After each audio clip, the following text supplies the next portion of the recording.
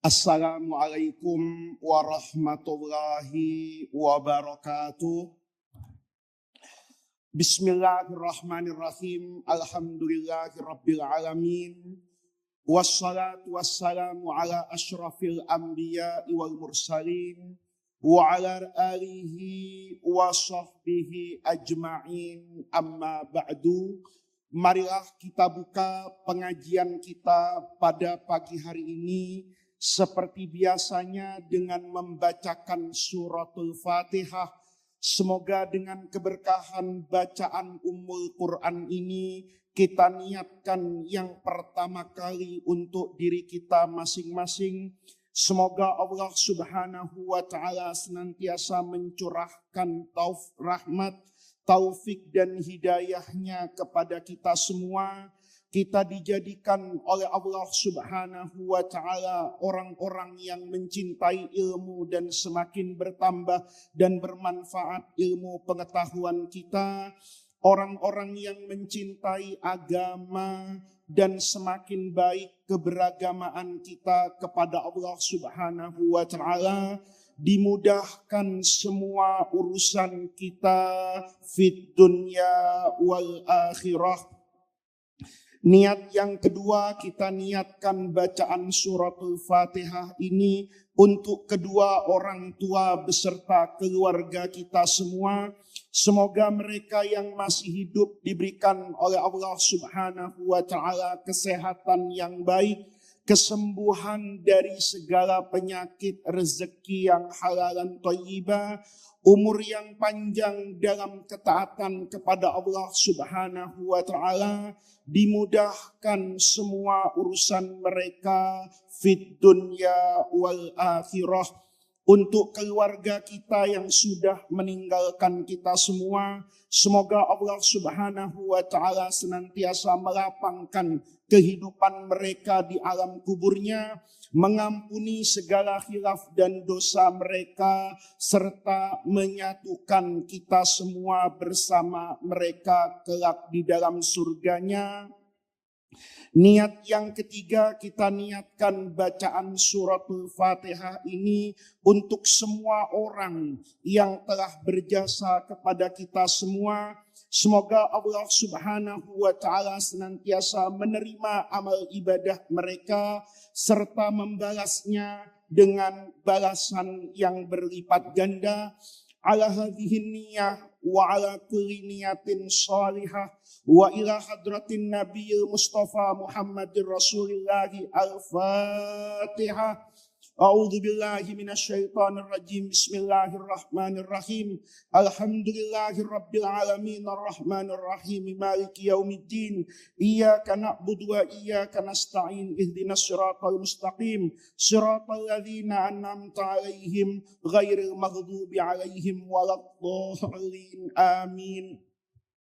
Jamaah sekalian, pengajian kita pada pagi hari ini tentu meneruskan daripada pembacaan kitab Al-Hikam.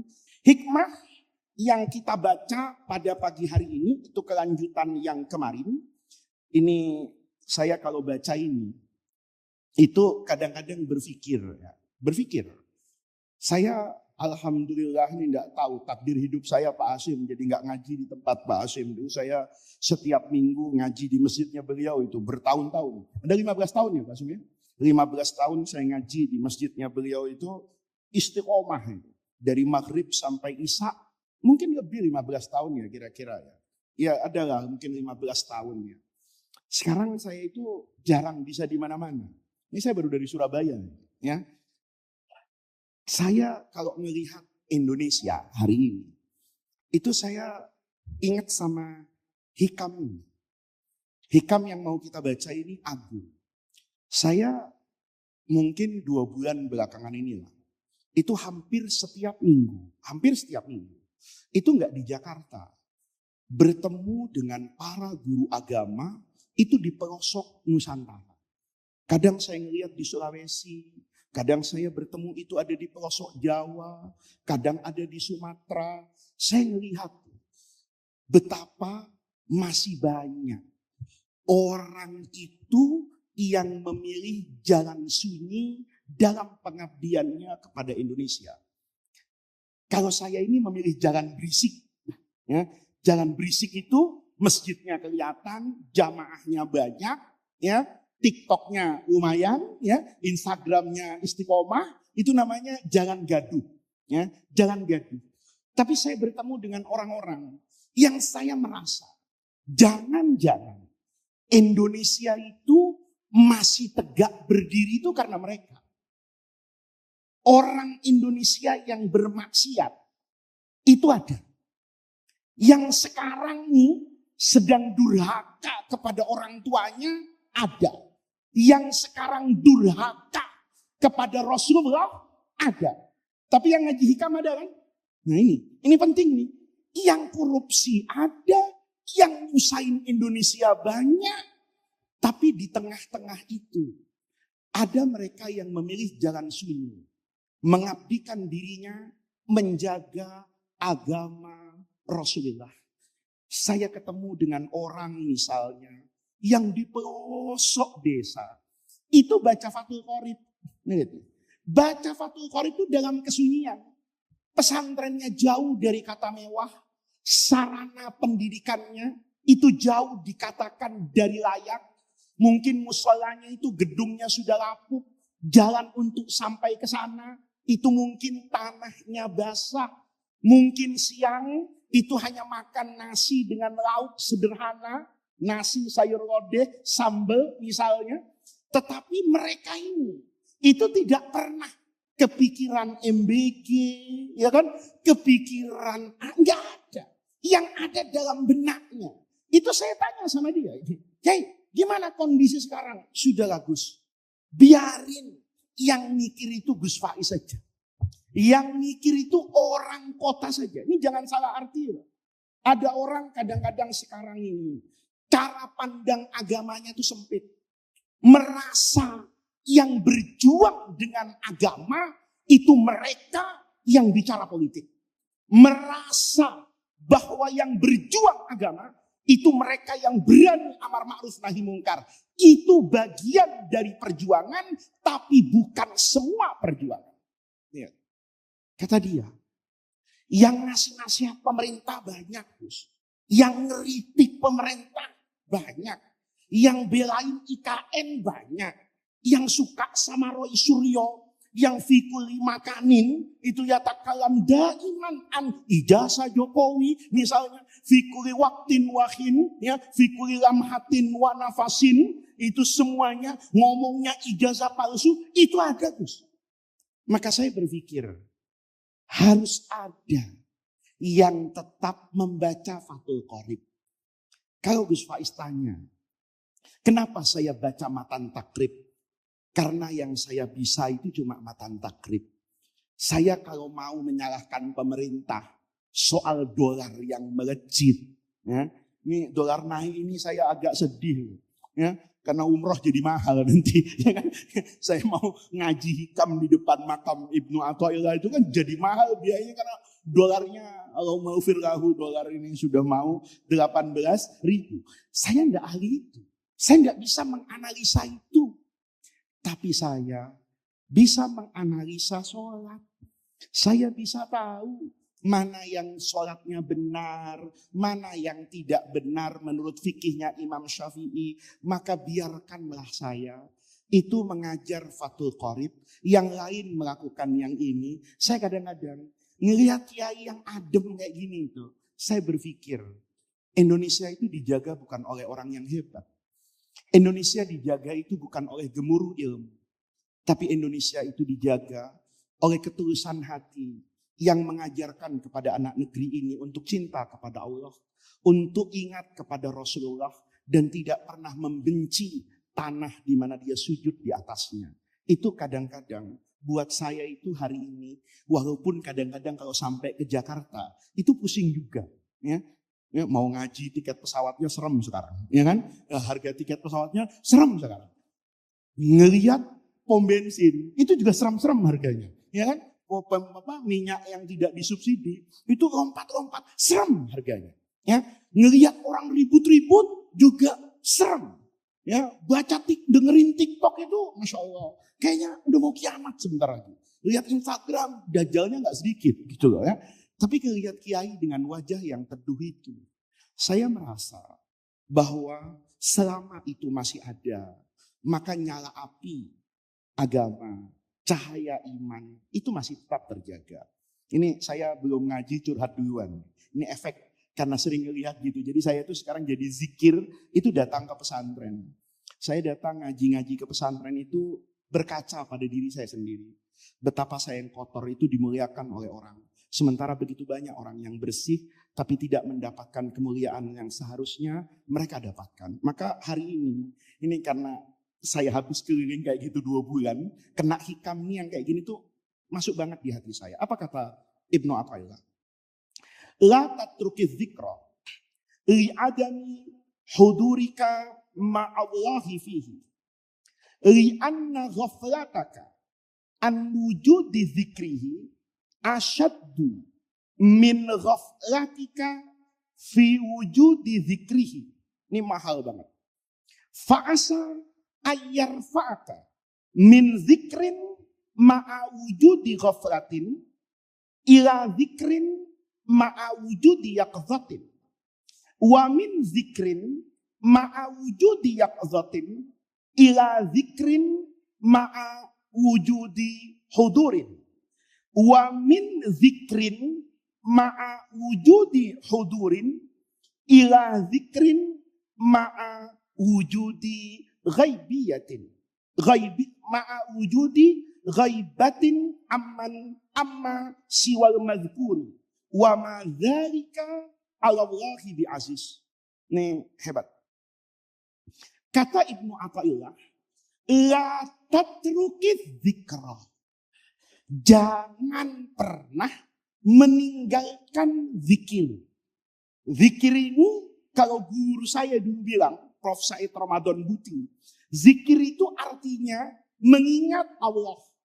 Bisa dalam wujud Allah, Allah, subhanallah, Allahu Akbar. Bisa dalam wujud pengajian. Bisa dalam wujud kalau santri masuk ke dalam kelas. Pokoknya segala sesuatu yang berkaitan dengan Allah itu namanya zikir. Jangan pernah tinggalkan zikir li adami hudurika ma'allah. Sekalipun zikirmu itu garing. Ya. Karena zikir garing itu mulutnya aja. Sholat garing itu gerakannya sholat. Tapi pikirannya kemana-mana, jangan tanya hatinya. Makanya ada orang itu tidak berani jadi imam.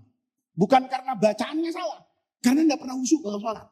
Ya. Setiap jadi imam, ujungnya sujud sahwi. Gitu loh. Kenapa? Begitu Allahu Akbar, bacaannya bagus. Otaknya yang tidak bagus. Bacaannya bagus. Tajwidnya lurus. Hatinya yang belok. Ya kan? Allahu Akbar. Sebelum masuk masjid ada tukang sate. Memang repot ya. Kalau dulu masjid itu kan kuburan. Jadinya husuk. Ya bayangin kan mau Allahu Akbar. Lihat kuburan husuk. Sekarang persoalannya. Bahasin di masjidnya itu kalau mau belok sekarang. Ada somai. Ada sate. Saya kadang-kadang itu kepikiran. Bahasin. Pokoknya nanti habis ngaji. Ya, saya mau cari somai kayak gini. Jangan di masjid itulah. Tapi kan banyak. Lihat. Ya. Tapi kata Ibnu Athaillah, la tatruki dzikra. Jangan pernah tinggalkan zikir. Jangan kamu tidak mau sholat karena merasa belum bisa khusyuk. Jangan tinggalkan bacaan Al-Quran hanya karena kamu merasa tidak fasih dan tidak paham. Baca terus, sholat terus, kerjakan terus. Kenapa? Li'anna ghaflataka. Karena lalaimu an wujudi dzikrihi. Karena lalaimu tanpa berzikir itu asyaddu, lebih berbahaya fi wujudi dzikrihi daripada lalai tapi masih ingat sama Allah. Nih, kata Ibnu Athaillah, kamu itu jangan meninggalkan zikir Karena merasa zikirmu itu tidak bergema di dalam hati, cuma di mulutmu. Karena lupamu kepada Allah, lalaimu kepada Allah, maksiatmu kepada Allah, dengan lisan yang tetap berzikir, itu jauh lebih baik daripada kamu lupa kepada Allah, bahkan tanpa lisan yang berzikir kepada Allah. Nih. Jadi orang itu, kalau mazhabnya Syadzili, ya kayak Ibnu Athaillah ini, itu jarang meremehkan orang. Mungkin ada teman nanti bilang, ya saya ini sebetulnya didorong orang memindahkan kajian hikam ini ke belakang. Ya, cuma saya agak takut gitu. Karena saya bukan sama dengan guru saya. Guru saya memang iya. Ketika ngaji hikam itu enggak di masjid. Pernah enggak di masjid. Kenapa? Karena di antara hadirinnya itu ada perempuan enggak jilbaban. Ya, enggak jilbaban, tapi rajin ngaji. Nah, kamu pasti dibully.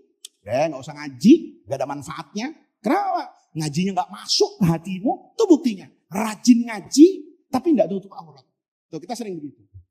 Maaf, kalau yang laki biasanya melihat temannya tatoan muludan, keluar loh, gitu kan? Kita sering begitu tuh, iya kan? Atau maaf ya, pakai celana jin misalnya, ya tapi nutup aurat tuh, cuma bawahnya agak bolong-bolong misalnya, atau ditambal-tambal stiker. Begini ngaji, lihat. Nih, saya enggak lihat mazhab lain itu urusan mereka lah. Urusan saya kan apa yang saya dapat dari guru saya. Kalau kata guru saya jangan gitu. Dulu beliau almarhum itu pernah ngaji. Saya sering cerita ini di mana-mana. Ada mahasiswi itu enggak pakai jilbab. Enggak pakai jilbab, pakai baju biasa, bahkan pendek gitu. Tapi ngefans sama beliau. Ngaji gitu. Kemudian pamit nih mahasiswi ini. Ya, cantik orangnya. Makanya saya ingat ceritanya. Gitu. Kalau enggak cantik enggak ingat biasanya. Lah iya kiai tetap manusia lah gitu lah. Biar ngaji hikam tahu lah mana barang bagus, mana produk gagal. Ya kan? Kau pikir saya matanya bener apa enggak lah. Saya enggak sebersih yang kamu bayangkan. Karena cantik ya, saya ingat. Dia tanya ke saya, kakak beliau tuh. Maulana besok saya izin enggak ngaji lagi. Kata guru saya kenapa? Saya diingatkan sama banyak temen tuh nggak ada manfaatnya saya ngaji. Malah merusak pengajian karena saya ini nggak nutup aurat. Kata guru saya jangan. Tetap ngaji. Lihat. Tetap ngaji. Ya kenapa? Saya kan nggak nutup aurat. Lihat. Kata guru saya sekarang kan. Kamu nggak nutup aurat itu kan sekarang. Tapi janji Allah, janji Rasul itu nyata. Apa janjinya Rasulullah? Hadis kamu kelas 1. Man salaka tariqan yaltamisu fihi ilman sahhalallahu lahu bihi tariqan ilal jannah. Ini lihat. Man salaka tariqan yaltamisu yatlubu fi tariqihi ilman. Kalau ada orang datang jauh-jauh melangkahkan kakinya, menggerakkan tubuhnya, tidak digerakkan kecuali oleh semangat cari ilmu. Itu janji Rasulullah. Itu Allah mudahkan jalannya surga. Mafhumnya, orang yang rajin ke pengajian, itu masuk surga. Masuk surga. Kalau masuk surga, berarti semuanya diberesin oleh Allah. Nah, tapi cari ilmunya sampai mati. Gitu loh. Karena belum tentu kan. Oh alhamdulillah. Yang cari ilmu dimudahkan jalannya. Pulang dari pengajian nyolek janda kamu main. Iya kan? Nggak bisa begitu. Iya kalau minggu depan datang ngaji lagi. Iya kalau kamu hidupnya itu dicatat min ahli ilmu. Dulu saya dapat cerita dari putranya Kiai Maimun. Kiai Maimun Zubair itu wasiat. Ya. Orang itu disuruh ngapal Quran jangan pernah berhenti. Maka saat itu ada orang udah tua. Nih, kita ini punya pemahaman kalau sudah tua susah ngapal. Nih, ya, nih, ini yang nggak percaya sama rahmat Allah, ya, dipikir Allah tuh pas bandrol gitu ya. Kalau sudah tua enggak. Kata Mbah Mun, kata Kiai Maimun itu, jangan pernah berhenti belajar Quran dan menghafal Quran. Maka muridnya bilang, udah tua ini, enggak apa-apa. Nanti kalau dia mati, nih cara cerdas untuk husnul khotimah. Ya, ini kiat-kiat husnul khotimah. Iya, ini maaf ya, bukan berarti yang tua duluan mati, bukan. Tapi sunnatullahnya kan begitu. Kalau masih muda kan biasanya masih merasa aman. Kayaknya dia duluan lah. Kenapa? Dia lahirnya kan 60-an kan gitu. Gua kan masih 7, kan belum tentu gitu. Tapi sunnatullah, orang itu meninggal karena dimakan apa ini? Usia. Maka bayangin deh. Kalau orang itu misalnya udah 80 tahun. Ya, tiba-tiba belajar Quran itu. Nggak pernah tahu tajwid, Masya Allah. Gurunya juga udah setengah putus asa gitu. Ya, bagaimana disuruh mat lazim, mau napasnya harus Senin Kemis. Ya. Iya kan, kita bisa bayangin itu. Ini kol-kolan, ini salah-salah tenggorok nyawanya yang keluar nanti kan begitu. Tapi, ini kata Kiai Maimun, belajar walaupun sudah tua. Kan gak ada yang tahu. Tahu-tahu umur 85 tahun mati. Saat mati sedang tercatat sebagai kelompok yang belajar Al-Quran. Sedang berusaha menghafal Al-Quran walaupun baru sampai inna a'toina. Tapi kan Allah tidak lihat ayatnya. Yang Allah lihat dia sedang apa? Sedang yas'a. Fi tilawatil Quran, fi qiraatihi, fi hifdihi, fi fahmihi. Ini kan luar biasa. Maka yang di sini, kalau kita itu tidak bisa zikir yang sempurna, itu tetap saja lebih bagus kita tetap zikir yang garing. Ya, kata guru saya, kalau kamu tidak tutup aurat hari ini, tapi masih dekat dengan saya di pengajian, mungkin hari ini mengumbar auratmu. Mungkin hidayah itu kan tidak ada yang tahu kapan datang. Orang yang mau membunuh Rasulullah sekarang dimakamkan di samping makam Rasulullah. Orang yang tidak pernah minta hidayah, hidayah datang tanpa pernah ia sangka. Siapa contohnya? Umar bin Khattab. Tidak pernah minta hidayah, tapi hidayah datang. Musuh abadi Rasulullah, orang yang syadid, kejam sama kaum muslimin.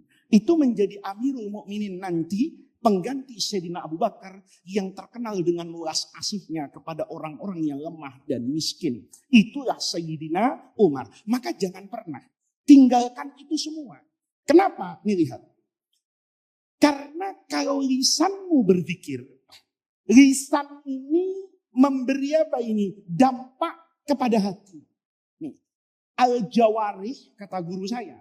Nih, al-jawarih itu indera manusia. Kuping, mata, ya, itu memberi dampak kepada hati. Contoh, dulu hidup kita sederhana. Karena nggak ada TikTok. Sekarang ada, saya pernah ke satu tempat, Pak. Di ujung gunung, macet. Gimana nggak macet? Wong jalannya kecil, jalan desa.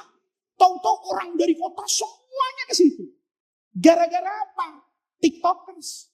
Gitu. Ada keindahan di bawah alam gunung Penanggungan. Ya, tempat dulu Majapahit berdiri. Yang generasi 90-an, masih ingat dengan sandiwara radio, ada namanya Arya Kamandanu. Nah, itu yang tua-tua, yang ketawa-ketawa berarti udah tua. Ya. Karena anak sekarang tidak tahu Arya Kamandanu. Itu sandiwara radio. Itu kan dulu kan tidak ada filmnya. Jadi kita dengar suaranya itu, imajinasinya tuh liar. Gitu. Membayangkan ganteng kayak apa, cantik kayak apa, indah kayak apa. Sekarang ada orang yang ke situ. Memang indah betul, Pak. Ya, dia foto doang. Indahnya alam Majapahit di atas gunung Penanggungan. Ya, itu kalau yang naik pesawat ke Surabaya, terus antri di Bandara Juanda tidak bisa landing, itu biasanya diputar tuh.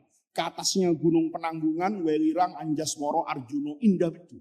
Saya sering lihat dari pesawat, tapi saya tidak pernah tahu kalau masuk dari Mojokerto itu bisa sampai ke tempat keindahan. Itu kayak di Eropa. Gunung-gunungnya, ya, binatang-binatangnya, rumputnya indah karena nggak ada kampung, gitu. Begitu itu tahu satu, semua orang ke sana. Itu ketiga macam. Jarang yang putar balik. Saya waktu itu diajak sama panitianya.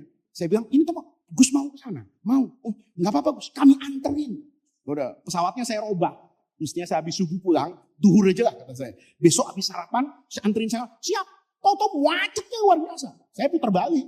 Gitu. Begitu saya lihat di Garudanya, saya masih bisa majukan penuh balik. Yang lain gak ada yang balik. Karena waktu itu rapat banget. Pak nggak balik. Tanggung Pak.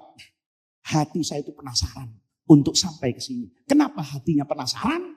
Karena ngelihat TikTok. Coba TikTok nggak ada kita mimpi kayak gitu. Sekarang orang beneran loh. Hotel itu penuh. Gitu loh. Bukan tempat wisata hebat. Bukan hari libur. Kenapa? Tukang review. Ini yang ketawa nih pelakunya. Iya tahu tukang review. Dia ada hotel ini, dia masukkan, nanti orang komentar masuk gini, akun TikToknya banyak. Jadi apa ini? Lihat. Kita ini dulu kan gak ngelihat gitu tuh. Gara-gara ngelihat itu, Masya Allah. Ya, dulu ini maaf ya, gak bermaksud merendahkan apapun. Ya, dulu saya sarungan itu, kalau di pesantren aman. Tapi ada satu circle pertemanan saya, itu yang gak tahu sarung. Dan selalu menganggap remeh sarung. Gitu loh. Gara-gara BHS sekarang ada di medsos, itu semua kalah mental sama saya. Saya bilang, jasmu tuh copot kata saya. Jasmu tuh gak ada apa-apanya dengan BHS masterpiece saya kata saya. Dia gak pernah tahu. Saya juga kan yang penting kan dikasih kan gitu kan. Kalau beli kan berat saya, tapi kalau dikasih. Dia baru tahu ada sarung harganya berjuta-juta gitu. Saya bilang, kamu jangan merendahkan sarung saya. Semenjak itu, dulu ngatur saya. Gus bisa nggak kalau kesini pakai apa ini? Pakai celana begini-begini. Begitu tahu harga sarung saya, itu enggak berani lagi merendahkan saya. Kenapa? Bajumu copot dari atas sampai celana dalammu, kata saya, itu masih lebih mahal sarung saya. Gara-gara apa itu? Gara-gara masuk sini. Apa yang terjadi? Sekarang semua orang yang sarungan, itu cita-citanya pakai BHS. Gitu. Hebatnya lagi BHS-nya ini latar kabunna tobakon antobak. Nah, gitu. Ada tobak yang warna hijau, ya kan? Ya ada tobak yang warna ini. Itu gara-gara itu. Lalu sekarang beda. Dulu cita-citanya orang yang rajin sholat itu khusyuk. Sekarang enggak lagi. Ya. Allahumma BHS qabul. Sekali-kali ya Allah sholat tahajud pakai BHS, sholat id. Itu gara-gara apa? Mata melihat. Gitu. Kalau dulu orang sarungan, itu mungkin doanya, ya Allah masukkan ke dalam hati saya rasa khusyuk. Berikan kepada saya ketenangan dalam sholat. Sekarang mulai tambahan. Ya, dan jangan lupa ya Allah, berikan kepada hambamu yang sholat ini sarung BHS. Gara-gara apa? Indra. Gara-gara apa Indra? Sekarang rumah makan gitu. Kalau nggak direview, Allahumma firlahu. Ya, tapi ada rumah makan ramainya luar biasa. Sampai saya itu pernah loh tanya sama Fadil. Dil, ini rumah makan di mana? Kenapa Gus? Lihat di TikToknya, rame, masaknya kayak enak. Mie, cabai, macam-macam. Itu saya jadi kepengen. Itu gara-gara saya ngeliat TikTok. Seandainya saya nggak ngeliat TikTok, nggak ada kepikiran ke situ. Ya, iya betul. Walaupun saya itu pengaruh nafsu itu luar biasa. Kemarin saya mau ceramah ke Banyumas. Ceramahnya pagi di kampung banget. Saya lihat dari Google Map itu Purwokerto situ 1,5 jam. Cilacap situ 1,5 jam. Saya bilang, saya mau nginep di Cilacap aja kata saya. Kenapa? Gara-gara TikTok itu. Ada rumah makan yang saya belum pernah ke sana. Gitu loh. Saya suka sate kambing dengan kecap kampung. Orang Tegal itu kan hebat. Ya. Orang Tegal itu hebat. Masak daging itu enggak pakai bumbu. Coba sate Tegal itu. Kan satenya enggak dipakein apa-apa. Langsung dibakar aja. Tapi kecapnya memang enak. Nah saya kecap-kecap kampung tuh mulai hafal. Penasaran saya. Begitu makan sama Fadil, sama aja kata saya. Lihat. Tapi kita memaksakan diri ke sana. Gara-gara apa itu? Lihat. Gara-gara apa itu? Dengar. Maka yang kayak begini itu min tabiatil insan. Itu wataknya manusia. Kan cinta juga gitu. Kan dari mata turun ke hati. Jarang dari hati nyuruh mata tuh. Jarang. Yang ada mata dulu lihat. Ngelihat nih yang cewek nih. Ngelihat cowok ganteng. Duitnya banyak. Anak tunggal. Masya Allah. Mertua masuk ICU. Masya Allah. Lihat. Lihat nih. Saya mau tanya ini. Apa yang ada dalam hatinya? Allahumma ini ya Allah. Yang ganteng banyak. Tapi yang kaya enggak banyak. Yang kaya banyak. Tapi yang anak tunggal enggak banyak. Yang anak tunggal banyak. Tapi yang orang tua dua-duanya ICU, yang kata dokter tidak lama lagi akan almarhum. Cuma ini Allah. Allahumma ini. Begitu saya nikah dengan dia, semua harta kekayaannya saya balik nama buat saya. Lihat, gara-gara apa? Mata. Mata. Hati itu jarang. Ya, jujur kan. Nggak ada kan perempuan sekarang doa, ya Allah berikan saya suami yang soleh, titik itu ya. Iya kan? Ya, ayo, kalau bohong nggak dapat jodoh loh, iya kan? Bener kan? Nggak ada kan? Allahumma soleh, soleh itu perlu ya Allah. Tapi duit juga perlu ya Allah. Gitu. Ganteng itu perlu ya Allah. Tapi nyaman itu penting ya Allah. Iya kan? Makanya itu semua pakai apa? Pakai mata. Gitu. Jarang yang hatinya begitu dibuktikan juga. Soleh. Dapat nih, ya. Tapi miskin. Kenapa yang ini ya Allah? Mungkin doa saya kurang lama. Coba lihat tuh. Udah ditunjukin sama Allah ini. Mungkin kurang lama doa saya. Belok dia masih cari yang lain. Ya. Ini kata Ibnu Athaillah. La tatruki dzikra li adami huduri kama Allah.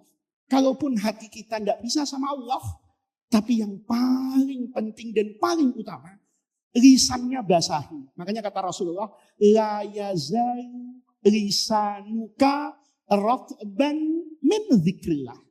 Itu kan sahabat. Jadi sahabat tuh pertanyaannya itu menguntungkan kita. Gitu. Sahabat tuh nanya, ya Rasulullah, laqad kathuratis syara'i'u. Syariat ini banyak banget sih. Ada sholatnya banyak. Fardu, sunnah mu'akkadah, ada yang fardu kifayah. Banyak banget nih. Puasa banyak. Macam-macam ini syariat. Saya nggak bisa mengerjakan itu ya Rasulullah semuanya. Kata Nabi, yang pertama, yang fardu-fardu kerjain. Setelah itu nggak usah pikirin yang lain selama lisanmu basah an dzikrillah. Ingat dulu sama Allah. Kalau nanti sudah ingat sama Allah, hati kita itu lembut. Ya, sekarang tuh hati manusia itu kalau masih keras, itu kebangetan. Di Instagram itu ada sesuatu yang buat saya itu apa ya, pahalanya besar. Gak apa-apa, ini kemanusiaan. Kita bisa. Ya, Anda searching aja di TikTok, di Instagram, websitenya kitabisa.com. Itu bercerita kan tentang penderitaan orang. Ketika itu kita baca, kita lihat, kemudian kita ingat nih, padanannya.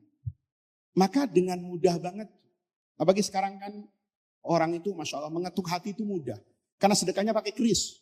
Ya kan? Ya, tinggal ustadz aja mau pada kris. Ya kan?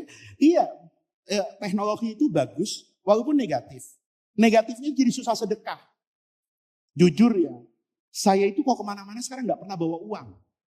Karena saya yakin kembalinya bawa uang. Itu masalahnya gitu. Jadi daripada saya bawa, udah saya nggak usah bawa uang. Selama di jalanan, sekarang Indonesia itu kan hebat. Makan bakso di pinggir jalan, itu bisa pakai kris. Jangan coba-coba di negara lain, nggak bisa. Ya, bisa. Tapi gara-gara itu, saya nggak pernah bawa uang sekarang. Jadi susah sedekah. Gitu. Kan kita kalau di jalanan tuh ada teman difabel minta di lampu merah. Dulu kan kembalian tol dalam kota zaman saya ngaji ke Pak Hashim itu sama almarhum Pak Haji Nasir. Itu saya bilang nggak pakai kartu, pakai uang. Kenapa? Begitu bayar 10.000, kembaliannya 2.500. Di pintu tol itu ada orang minta sedekah, kita kasih. Ganti e-money, sedekahnya hilang. Kenapa? Merasa enggak punya uang kecil, tapi masih bisa uang besar. Sekarang uang besarnya nggak dibawa, gitu loh. Lah iya, saya pernah makan sama Fadil, panik. Karena di Jakarta biasa main makan aja di Jawa. Satu ketika saya makan sama dia, mana makannya banyak lagi. Selesai makan, harus bayar cash. Saya tanya sama Fadil, kamu punya cash dia? Enggak bawa, Gus, katanya. Dia nggak bisa gesek, nggak bisa. M-banking nggak punya. Terus ya harus kita bayar, gimana caranya? Orang itu ngomong, ada Pak ATM 5 kilo. Saya bilang sama Fadil, udah bawa mobil ini, ngambil dulu Pak 5 kilo. Balik lagi. Kenapa? Karena dia nggak bisa kerja. Bayangin. Jadi sekarang tuh sedekah itu, saya berharap fakir miskin tuh dikasih kris saja ya. Gitu. Saya khawatir kamu man, habis subuh Jumat di Mampang, nanti kata panitianya, Ustadz punya kris enggak? Begitu punya kris di pecinya barcode tembak jauh sama panitia. Ya. Ini kalau kita lihat, ini gara-gara teknologi. Jadi teknologi itu kita bisa bayar pakai kris. Ketika kita ingat, ya Allah, ada kadang-kadang itu anak kecil. Saya membayangkan kalau itu anak saya. Begitu datang bayangan anak saya, itu dorongan itu lebih cepat loh sedekah. Ya, maka kenapa? Ada dalam hati saya, bagaimana itu kalau anak saya? Saya tidak punya kuasa untuk merubah takdir Allah. Tapi saya punya kuasa untuk menjadi hamba yang dicintai Allah. Wallah, dulu belajar mutalaah tuh. Kelas berapa tuh? Wallahu fi aunil abdi. Maka nal abdu fi auni akhihi. Kalau Anda ingin disayang oleh Allah, maka sayangilah sesama hamba Allah. Kalau kau menyayangi manusia, nanti Allah yang sayang pada manusia. Maka hati itu terdorong sedekah.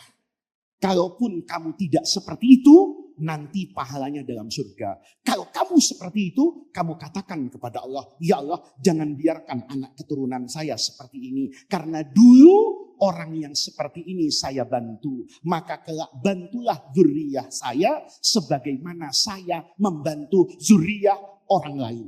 Itu kalau kita lihat, dorongannya apa itu? Rasa. Maka mulut itu penting untuk selalu zikir kepada Allah. Lihat nih. Doanya. Fa'asa. Boleh jadi yang lisannya itu basah dengan zikirlah.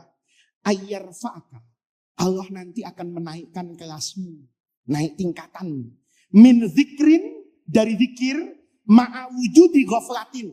Yang zikir itu cuma mulutnya aja tanpa makna. Ini bahaya. Ya, tapi masih bagus. Apa-apa itu minimal maknanya tahu. Makanya kalau Ramadan. Ya, kalau tidak hafal Quran, itu bagus loh. Pengurus masjid itu ngomong, nanti Ramadan ini malam pertama surah ini, ya jangan ina makuluh terus. Masalah ini pasangan dengan elektabilitas tertinggi se-Indonesia. Ya, misalnya nih mau naik kelas lah, ya malam pertama an-naba lah, amma yatasa'alun. Walaupun rakaat keduanya balik apa ya tadi? Qul huwallahu ahad. Terus ini. Tapi tulis. Lihat. Sekarang nulis. Amalkannya Ramadan yang akan datang. Sebelum sampai ke Ramadan itu, buka pengajian tafsir. Masya Allah. Di kampung itu, malam hari ini kita akan mulai pembacaan tafsir surah An-Naba. Nanti An-Naba'nya baca waktu Ramadan. Apa yang terjadi? Ketika imamnya baca, makmumnya ngerti indah. Gitu. Tapi kalau imamnya baca panjang, makmumnya nggak ngerti, rusak. Gitu. Iya kan? Makanya dulu orang tuh kalau sholat panjang-panjang, itu kalau saya dulu di Mesir itu ada musola kecil. Itu satu rakaat betul-betul Al-Baqarah. Ya, itu beneran Al-Baqarah tuh satu malam itu sholatnya kan cuma 8 rakaat. Itu satu malam tuh bisa 10-12 juz. Satu malam. Jadi 3 malam tuh hatam. Gitu loh. Jadi satu Ramadan itu hatamannya berapa itu? 10 minimal 9 kali hatam.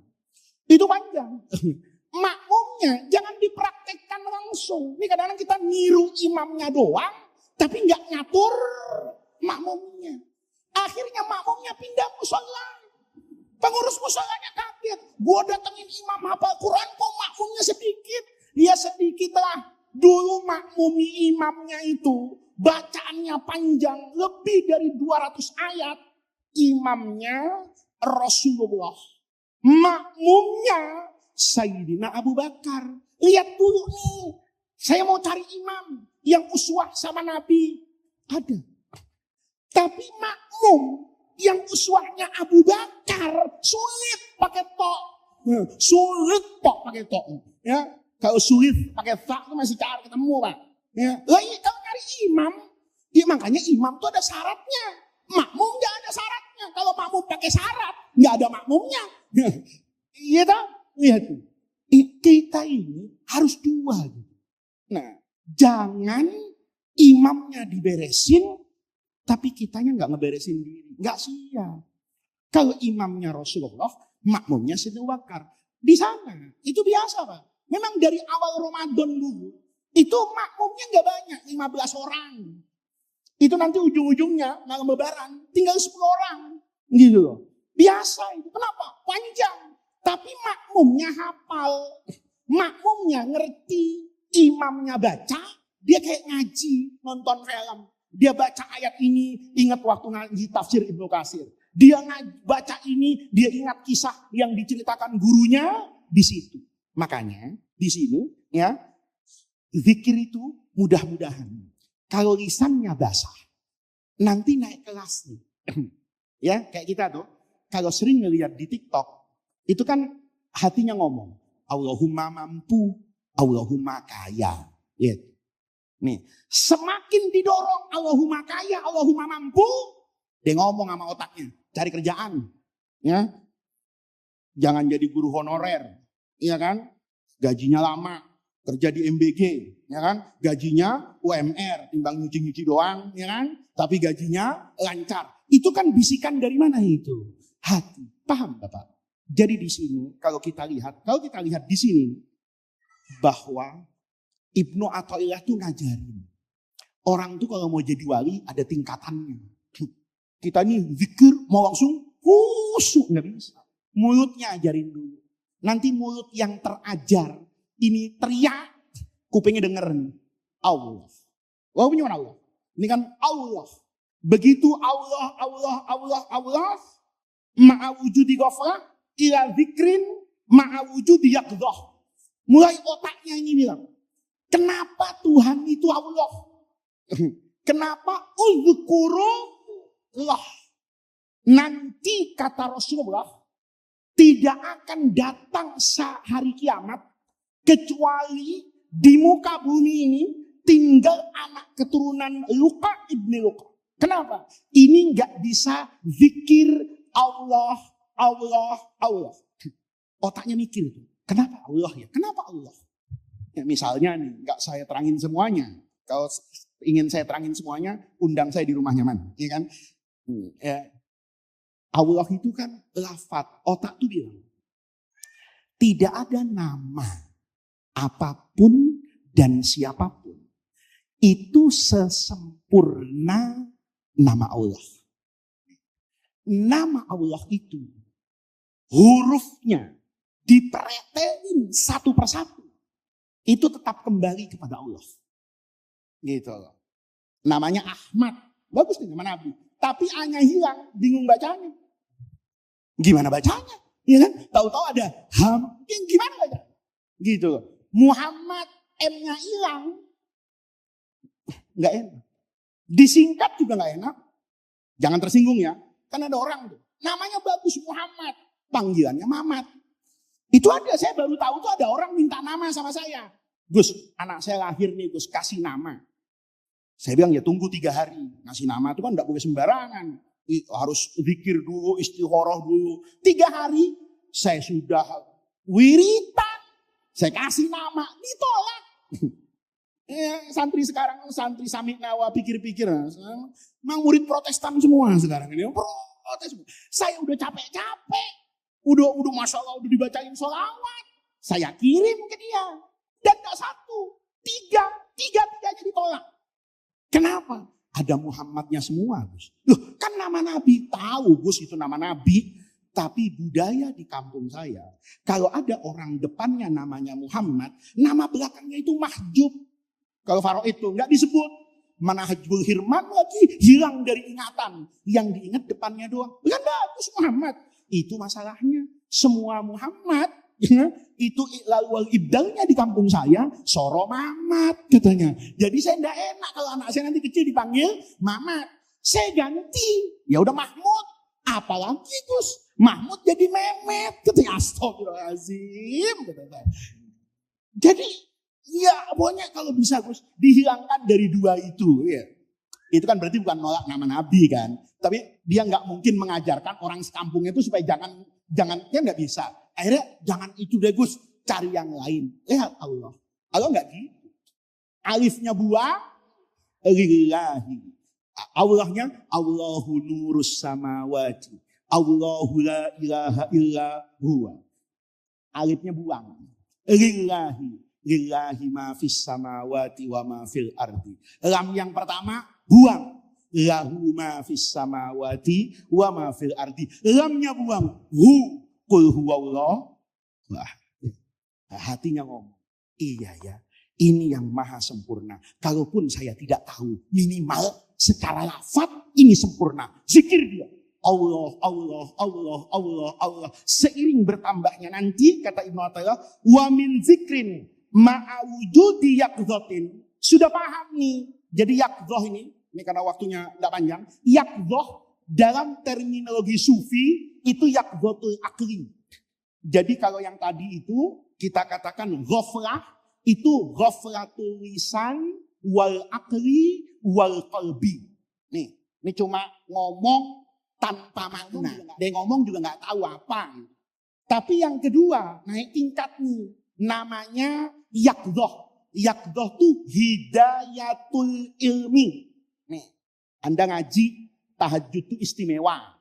Paham nih? Oh iya ya, tahajud itu istimewa. Itu Anda dapat hidayah. Tapi namanya hidayatul ilmi, pengetahuan teoritis. Nanti ada ini hidayah yang khusus. Makanya dulu ya orang Indonesia itu kalau selesai ceramah, billahi taufik wal hidayah. Diambil sama Muhammadiyah. NU nggak mau kalah. Ya, karena wabillahi taufik wal hidayah itu jadi benchmarknya Orde Baru. Zaman Pak Harto, wa ala ali wasabihi itu semua Golkar, MUI semua merasa bedanya kita yang NU dengan mereka apa? Ngarang. Wallahul muwaffiq. Nah, yang paling mahal dalam hidup itu bukan hidayah, tapi taufiknya. Ada orang dapat hidayah teoritis, tahu sholat tahajud, tapi belum tentu sholat. Ada orang tahu dahsyatnya sedekah, tapi tetap pelit gitu loh. Nah, untuk dia tahu dahsyatnya sedekah dan mau bersedekah, dia butuh yang terakhir namanya taufik. Nah, di sini ya, jadi yakdhoh itu baru yakdhoh unsur jawarih. Lisannya Allah tahu. Akalnya tadi ngaji sama saya, itu lafaz yang paling sempurna. Nanti kalau sudah biasa begini nih, tahu, ngaji, rajin, baca tafsir, baca hadis, ngaji ihya, semua ilmu keislaman ini, modal dasar teori pengetahuan, Anda kuasai, maka nanti naik kelas tuh. Wa min zikrin ma'awujudi khudur. Nih, sudah paham dia. Ila zikrin ma'awujudi ghaibah. Ini keren banget. Orang nanti naik kelas lagi. Kalau sudah tingkatan ini, dahsyatnya. Kenapa? Yakdhohnya itu qalb. Begitu menyebut nama Allah, lupa semua. Dia sakit, menderita. Tapi ingat, yang mendatangkan sakit itu pada hakikatnya siapa? Allah. Maka dia lihat, ini Allah. Kalau sudah Allah yang maha sempurna, maka sakit saya itu sebetulnya dalam bingkai apa itu? Rahmat Allah. Kalau saya tidak pernah sakit, jangan-jangan jadi Firaun. Ya Firaun tuh tidak pernah sakit. Tapi bukan berarti gua kok nggak sakit ya, jangan-jangan gua Firaun. Ya maksudnya gini loh, ya nggak sakit sombong gitu. Enggak sakit Firaun. Makanya ngaku Tuhan kan. Karena enggak pernah sakit. Enggak pernah kerokan. Ya, enggak pernah. Enggak, masa Firaun kerokan ya kan. Firaun kemana? Masuk angin, kerokan. Enggak bisa lah. Lagi kok vertigo, masa Firaun vertigo? Enggak. Sehat. Gara-gara sehat, sempurna, lupa. Kalau dia adalah orang yang terbatas. Jadi kita itu, kalau sedang kayak begitu, itu jangan bangga-bangga diri. Ingat di sini, itu datangnya dari Allah. Ya, saya pernah, kapan ya? Lebaran. Saya seumur-umur. Naik pesawat tuh sekali merasa gentar betul. Kenapa? Pertama cuacanya buruk. Muter di atas Surabaya. Kan Surabaya itu kota yang biasa. Kalau naik pesawat di atas India, Kolombo. Itu pesawat sebesar apapun. Atau di atas kayak di Atlantik misalnya. Mau ke Amerika. Itu goyang kayak apa wajar. Karena anginnya kencang. Jemaah umroh tuh paham. Ya, jadi kalau terbang dari Jakarta ke Jeddah. Itu nanti setelah 4 jam, itu biar cuacanya sebagus apapun, itu pesawat pasti ada turbulence. Mungkin kecil, mungkin moderat, mungkin begini-begini. Kenapa? Kondisi pertemuan angin di India itu begitu. Tapi Surabaya itu kan enggak. Saya naik dengan sekeluarga sama istri saya, sama anak saya. Naik. Begitu mau terbang kali pertama, itu Garuda itu balik ke landasan. Karena ada kerusakan. Tapi kami tidak usah turun. Dalam 40 menit diperbaiki. Saya lihat 40 menit ini diperbaiki, tapi tidak ada. Padahal mesin nyala kan. Ini BBM-nya nggak ditambahin afturnya. Setelah 1 jam terbang. Begitu mau masuk Surabaya, pilotnya bilang, kondisi buruk, maka kita berputar-putar. Itu sudah terbang dari Jakarta 45 menit. Muter-muternya hampir 2 jam. Muter-muter. Cuaca tidak kunjung baik. Maka saya kepikiran, ini afturnya cukup nggak? Itu kan gambling. Saya sering baca investigasi kecelakaan. Itu karena pilot salah hitung. Dia berharap setelah 2 jam, cuaca di Surabaya membaik, maka bahan bakarnya cukup untuk nganter ke Surabaya. Padahal boleh jadi, menara pengawas sudah menawarkan untuk mendarat ke Denpasar misalnya, atau balik ke Jakarta dengan kondisi minyak yang cukup. Bisa jadi radar bilang setelah 1,5 jam cuaca ini akan apa? Membaik. Tapi Allah kan yang kuasa, ternyata gak membaik. Maka diputuskan saat itu kita akan segera mendarat di Bandara Juanda, kencangkan tali pinggang, tidak ada yang berdiri, bahkan pramugari itu pun hanya memberi isyarat dia tidak berdiri. Saya bilang ini serius, kata saya. Maka saya lihat, saya merasa itu, ini udah harusnya dekat dari landasan, tapi landasan nggak kelihatan. Dibanting-banting karena awannya itu kayak kayak kapas skincare masih baru itu, ya, masih tebal banget gitu. Pura-pura, saya berpikir, saya ingat di situ. Tapi bagian dari rahmat Allah, kata saya. Diuji kayak begini, sekeluarga, kata saya. Jadi kalau mati bersama, tidak ada yang janda, tidak ada yang yatim, tidak ada yang duda, kata saya. Betapa sempurnanya Allah menyayangi saya. Lihat, saya tidak pernah berburuk sangka. Ini penting. Ya, ketika seperti itu bawaannya itu senang aja. Tidak ada rasa kemudian Allah itu maha apa itu, sempurna gitu loh. Ya, pernah sekali di Bekasi, yang ngundang tuh ibu-ibu. Saya dari Surabaya. Guncangannya keras banget kemarin tuh, pokoknya dari puasa sampai Syawal. Itu naik pesawat tuh nggak ada enaknya. Anginnya kenceng, awannya tebel. Saya mau mendarat di Soekarno-Hatta. Ya sudah kelihatan banget Bekasi Barat itu. Dari atas, ini Bekasi, sebentar lagi Ancol kata saya. Sampai tiba-tiba udaranya berubah. Pilot tuh bilang gini, kita akan memindahkan pendaratan ke Bandara Raden Intan di Bandar Lampung. Saya bilang, enggak apa-apa sih. Ya, paling di sana 1/2 jam kita akan balik ke Jakarta. Apa yang terjadi? Dia nggak jadi ke Lampung, muter-muter di Laut Jawa tuh, di atas Pulau Seribu. Sama kayak di Surabaya, cuman saya sendiri kali ini, gitu loh. Begitu puter-puter di Pulau Seribu, dia bilang kita akan mendarat di Bandar Udara Internasional Soekarno-Hatta. guncangan itu keras. Saya di situ merasa, ya Allah, ini dahsyat kata saya. Tapi saya ingat Allah. Ya Allah, Engkau ingin mengajarkan saya bertawassul bukan dengan orang hebat. Saya ngomong gini di pesawat. Ya Allah, jangan jatuh pesawat ini. Jangan mati saya, ya Allah. Kenapa? Ibu-ibu di Bekasi nunggu saya. Ya Allah, mau ngaji hikam katanya. Ya Allah, tolong ya Allah. Saya tahu yang mau datang itu ibu-ibu polos. Tapi saya yakin ya Allah, di tengah-tengah ibu-ibu yang polos itu, ada hati yang bersih ingin menuntut ilmu.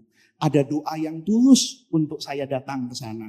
Ya Allah, tolong ya Allah. Kalau Engkau tidak kabulkan doa saya, kabulkanlah doa ibu itu. Itu hati saya itu tenang. Begitu brak brak brak di pesawat itu, saya bilang nggak apa-apa. Ada doanya ibu-ibu di Bekasi. Lihat, hudur saya. Allah ingin mengajarkan kamu jangan sombong.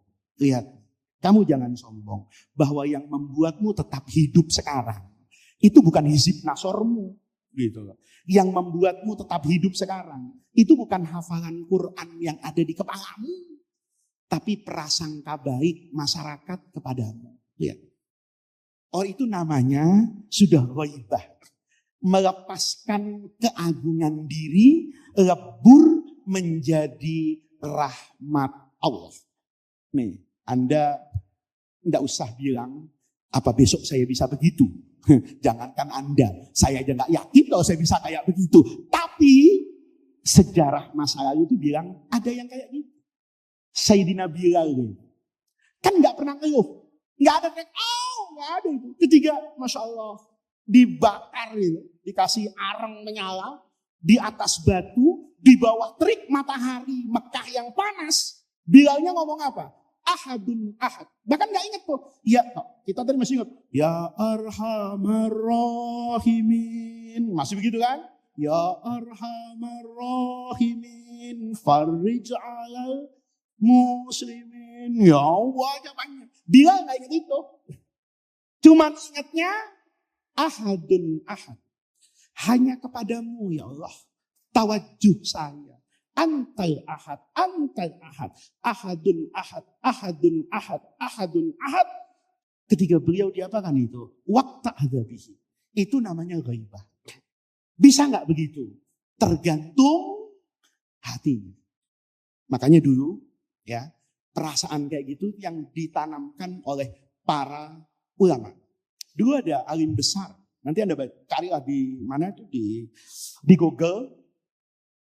Sahal bin Abdullah At-Tusturi. Ini alim besar, kelak jadi sufi besar, lahir di kota Sostar di Iran sekarang. Itu beliau itu jadi orang sufi zuhud luar biasa. Itu kisahnya menarik. Di masa balita, balita itu kecil lah ya. Anak yatim. Karena anak yatim kan tidak punya bapak. Maka harus ada sosok siapa itu? Bapak. Nih, sosok bapak itu ya bisa kawin lagi. Bisa enggak kawin lagi? Ini enggak kawin lagi.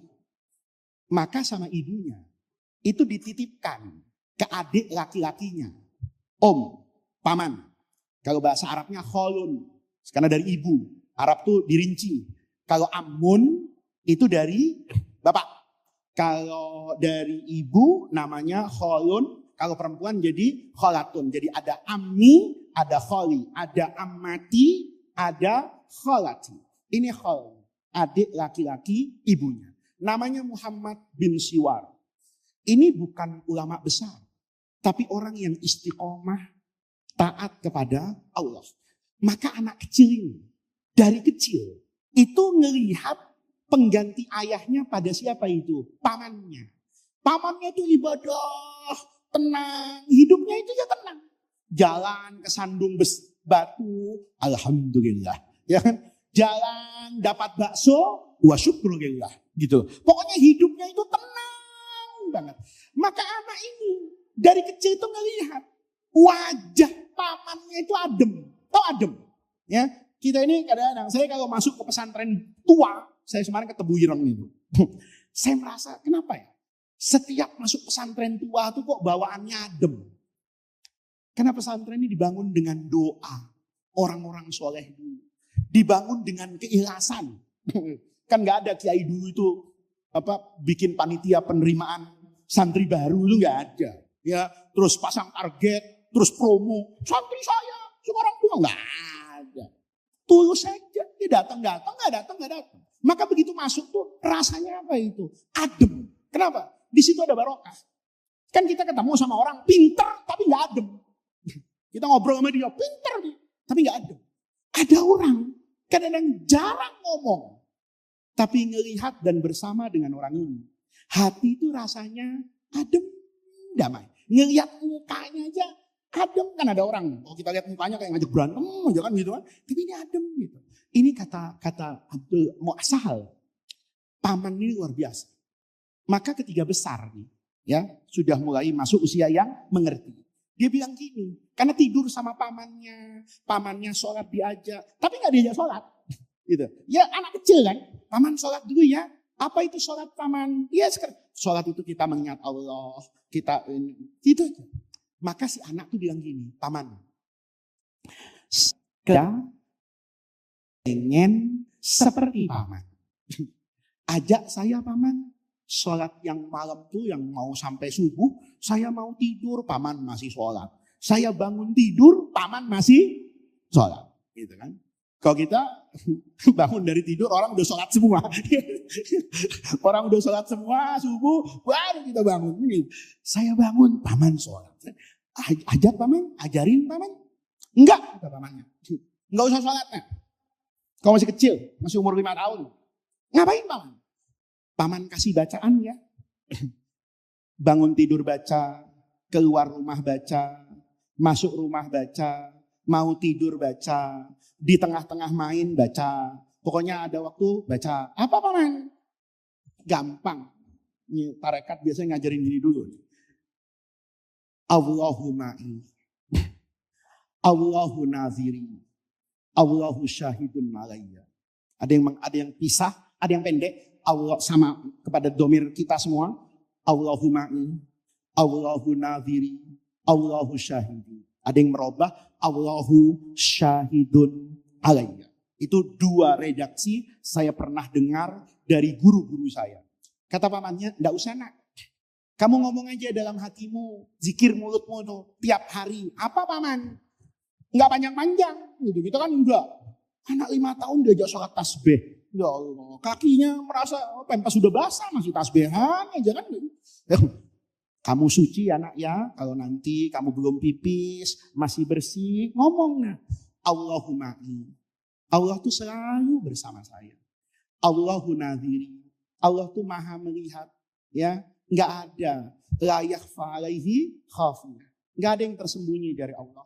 Allahu syahidi. Allah tuh menyaksikan apa yang saya perbuat. Baca ini ya nak. Kata anaknya, kata pak ponakannya. Berapa kali paman? 3 aja.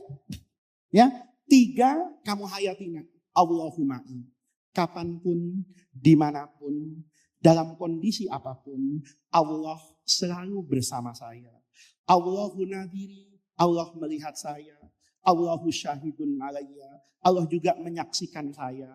La ta'khuduhu sinatun wala naum. Innaka labir mirsad. Kamu itu ada dalam radar, dalam pantauan, kemanapun, dimanapun, sampai kapanpun. Selama kamu hidup, selama kamu ada di dunia, selama kamu menjadi hamba, maka selama itu pula Allah akan selalu menyaksikanmu. Baca itu ya Pak. Seminggu lancar. Biasa anak-anak minta nambah. Paman, udah lancar paman. Apalagi paman? Enggak usah kata pamannya. Itu aja. Tapi saya udah bisa paman. Ya udah kalau udah bisa itu aja. Sedikit tapi istiqomah. Kata Muhammad, kata Abdullah, 3 tahun saya baca. Setelah 3 tahun datang lagi. Paman, tambahin lagi paman. Apa? Enggak usah. Kalau kamu bisa 3, sekarang baca 7. Kamu kalau begitu sama saya, enggak jadi datang lagi. Kayaknya emang dia gak punya wirid lagi. Iya kan? Iya kan? Ada orang, itu jeleknya manusia. Merasa bahwa rahmat Allah itu hanya akan datang dengan narasi yang berbeda. Dengan panjang dan pendeknya doa. Padahal doa itu, zikir itu yang paling utama kata guru saya, itu hati kepada siapa itu? Allah. Maka kata pamannya Muhammad bin Siwar, sekarang 7 ya kan? 7. Sampai kapan? Bayangin, sampai tamyiz. Gitu loh. Sampai saya menjadi orang mumayyiz, saya datang lagi ke paman saya. Paman, sudah bisa paman. Kata pamannya, kalau bisa mulai besok baca 9. Begitu saya istiqomah sampai saya balik, saya datang ke paman saya. Paman, apalagi? Nggak usah. Banyak kan baca itu? Kalau kamu bisa membaca itu dengan hatimu, dengan seluruh jiwa ragamu. Kalau sekarang hatimu merasa membaca Allahumma in, jarimu tuh terasa. Allahumma in, semua anggota tubuhmu itu sudah bertawajuh kepada Allahumma in. Cukup. Apa kata Sahal bin Abdullah? Semenjak itu, saya tidak pernah melakukan apapun kecuali dibangun dengan unsur tauhid. Ketika saya mengajar, ketika saya bersantren, ketika saya mencari ilmu, itu semuanya sudah tertanam dalam diri jiwa saya, bahwa ketika saya belajar, itu bukan untuk saya mendapat gelar akademis. Saya belajar itu karena perintah Allah. Apakah nanti saya jadi kiai, apakah saya bermanfaat, itu bukan urusan saya. Urusan saya belajar yang benar, membersihkan hati. Ketika saya mencari rezeki, beda loh. Cari uang dengan dapat uang itu beda. Kita itu cuma disuruh mikirin cari uang. Bukan disuruh memikirkan dapat. Nah, kita itu mikirnya dapatnya. Gitu loh. Enggak. Yang Allah suruh carinya. Bukan dapatnya. Makanya di sini kata Sahal, semenjak itu hati saya seperti paman saya. Itu merasakan kebahagiaan yang luar biasa. Jadi penutup pengajian hari ini, Allah itu berbeda dengan Alfamart. Ya, Allah itu berbeda dengan Indomaret. Allah itu berbeda dengan kita. Kita hanya menerima transaksi kalau menggunakan uang yang asli. Uang yang tidak asli, uang yang kotor saja. Kita nggak mau kok. Ya, coba, Anda dikasih uang 100.000 kumo, pasti store tunai ke bank. Saya aja begitu. Ya. Saya kalau punya uang banyak, tapi uangnya ini uang la haula wala quwata, ini nggak tasurun nadhirin. Itu saya kumpulin, saya bilang sama istri saya, store tunai, kenapa? Nggak enak ngelihatnya, kata saya. Kata istri saya, apa kan sama aja, ini 1 juta. Nggak enak, kata saya ngelihatnya. Ini sudah, ya Allah, kadang-kadang kan uang yang sampai ke saya itu sudah hijrah puluhan kali. Sudah ke Habasyah, ke Madinah, ya kan? Sudah ke tukang ikan, tambal ban, ujungnya ke saya. Gitu. Nah, nggak enak. Kita nggak mau kan menerima yang kayak gitu. Tapi Allah, zikir yang palsu, tidak di sini dan tidak di sini, hanya di sini, itu Allah terima. Itu rahmatnya Allah. Jangan bilang, saya belum bisa ikhlas Pak, jadi nggak usah sholat. Saya belum, kalau kamu nggak sholat, kapan tahu ikhlasnya? Gitu. Saya belum nggak bisa sedekah Pak. Emang kenapa? Saya belum belajar ikhlas Pak. Kapan kamu bisa tahu kamu ikhlas kalau nggak pernah sedekah? Jadi nggak ada orang tasawuf itu terus nggak puasa. Sufi itu nggak itu, sufi KW, ya kan? Kalau sufi yang benar itu syariat menjadi wi'a, menjadi cangkang daripada nanti tarekat yang menghantarkan kita kepada ilmu yang namanya hakikat. Jadi mulai sekarang kebaikan itu kayak kita dulu ngaji di Darur Rahman. La tahqiranna syai'an minal ma'ruf. Kebaikan sekecil apapun itu jangan pernah kita remehkan. Karena boleh jadi dari kebaikan yang kecil ini itu akan melahirkan kebaikan yang lebih besar dan nanti akan Allah sampaikan kepada kesempurnaan. Ini yang bisa saya sampaikan pada pengajian kali ini. Mudah-mudahan Allah Subhanahu wa taala memberikan rezeki kepada kita berupa lisanan zakiran wa qalban khashian wa amalan mutaqabbala. Mudah-mudahan amal ibadah yang kita lakukan, kebaikan yang kita tanamkan, langkah kaki yang kita gerakkan hari ini, ke masjid ini mendengarkan nasihat-nasihat yang baik dari para ulama kita dulu, itu menjadi tawassul dan wasilah kita semua untuk mendapatkan khairat dunya wal akhirah. Mudah-mudahan Allah Subhanahu wa Ta'ala senantiasa menjaga kita semua, menjaga kedua orang tua kita, menjaga keluarga kita, menjaga anak keturunan kita, menjaga orang-orang yang kita cintai, menjaga mereka yang mencintai kita, menjaga mereka yang kita masuk ke dalam rumah mereka dan yang mereka masuk ke dalam rumah kita. Semuanya dijaga oleh Allah Subhanahu wa Ta'ala dalam kehidupan dunia ini, dan kelak dihantarkan untuk bertemu dengan ridho dan rahmatnya fil firdausil a'la. Ala hadhihi niyah wa ala kulli niyatin salihah wa ila hadratin Nabi Mustafa Muhammadir Rasulillahi al-Fatihah. A'udzu billahi minasyaitonir rajim. Bismillahirrahmanirrahim. Alhamdulillahirabbil alamin arrahmanir rahim maliki yaumiddin. Iyyaka na'budu wa iyyaka nasta'in. Ihdinas siratal mustaqim. Siratal ladzina an'amta 'alaihim ghairil maghdubi 'alaihim waladdallin. Amin. Allahumma bihaqqil Fatihah wa bisirril Fatihah wa bi karamatil Fatihah wa bi mu'jizatil Fatihah wa bi jahi man unzilat alaihil Fatihah ya farijal hammi ya kashifal ghammi ya man li abdihi yaghfir wa yarham. Allahumma inna nas'aluka wa natawajjahu ilaika bi jahi nabiyyika Muhammadin sallallahu alaihi wasallam nabiyyir rahmah ya nabiyyir rahmah ya Muhammad ya nabiyyir rahmah inna tawajjahna bika ila rabbina fi qada'i hawaijina bi rahmatika ya arhamar rahimin ya arhamar rahimina irhamna ya arhamar rahimina irhamna ya arhamar rahimina irhamna. Rabbana innaka jami'un nas liyaumin la raiba fi innallaha la yukhliful mi'ad. Rabbana atina min ladunka rahmah wa hayyi lana min amrina rasyada. Rabbana atina fid dunya hasanah wa fil akhirati hasanatan wa qina adzabannar. Subhana rabbika rabbil izzati amma yasifun wa salamun alal mursalina walhamdulillahi rabbil alamin. Kurang lebihnya saya mohon maaf. Wallahul muwaffiq ila aqwamit thoriq.